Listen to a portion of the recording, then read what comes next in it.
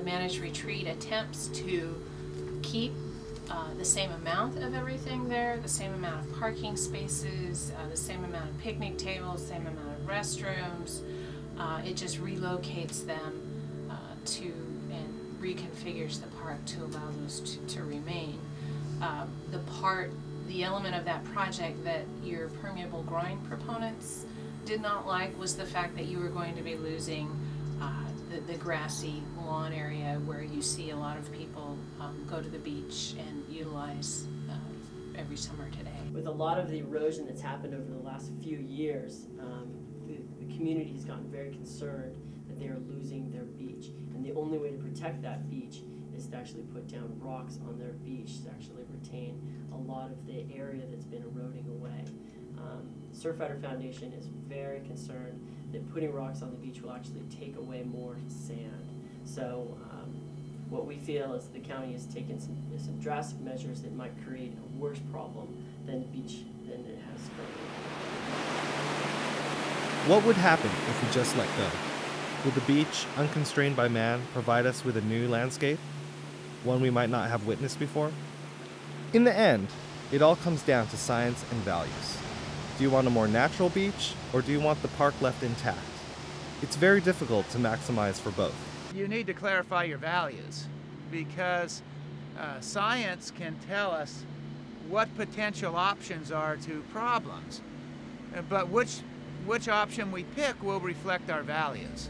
We have built a city by the sea.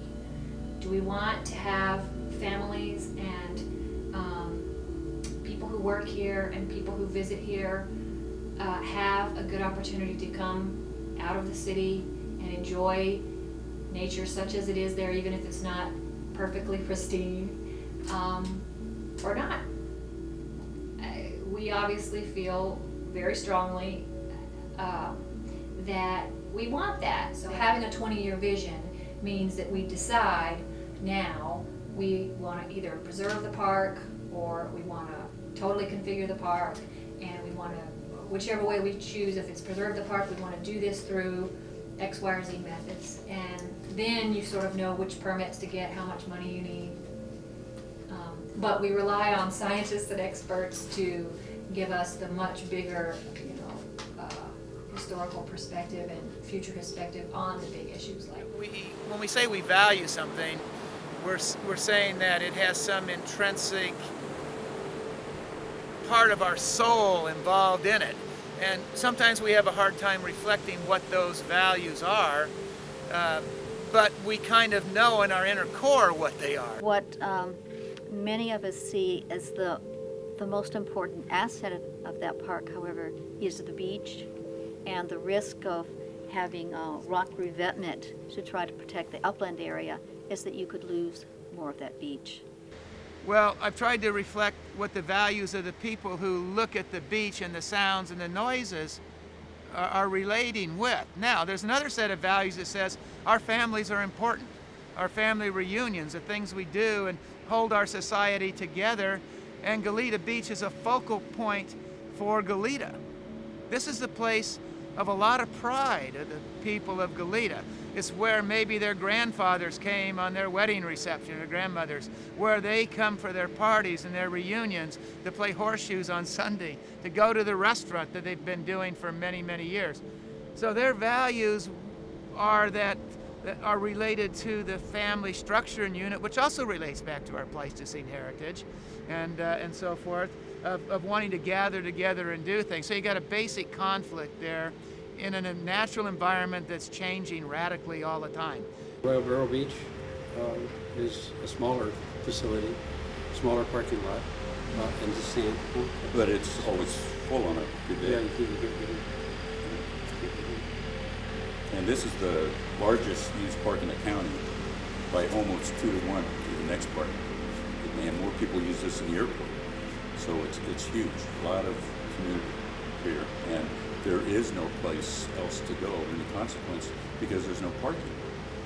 And you could go to Ivy Beach or any of the number of the other places, but there's no parking to get there. And this is it. And if you lose this, you lose a huge asset to this community. love this work. It's great. Deep ecology is a philosophy whose author is Arne Næss, a Norwegian philosopher who wrote the main theses of deep ecology in the 1970s. The key point of deep ecology is that it is not anthropocentric. It is trying to turn the anthropocentric view of nature, that is, that humans are separate from nature, and moreover humans are masters of nature. Humans have a right to control, change, alter nature.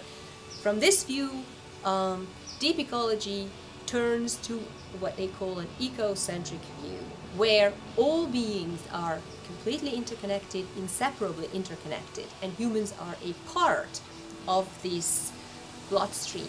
If we try to relate the philosophy and the ideas of deep ecology to Goleta Beach and what should be done with Goleta Beach, the most important thing that we can say is that following the logic of deep ecology is that we really should not interfere any further with what is happening. And maybe the idea behind both Rousseau's and Kant's love of nature and communion of humans and nature is resting on the idea that the environment is non-threatening, so it might be man-made. So probably, I don't know, I'm just guessing, they might actually endorse the idea of keeping up a man-made environment that is non-threatening and which is providing rest and recreation for human contemplation. If we look across at the Channel Islands, there's a place for conservation and to let nature take its course. There's also a place for us to sort of enjoy what nature offers us.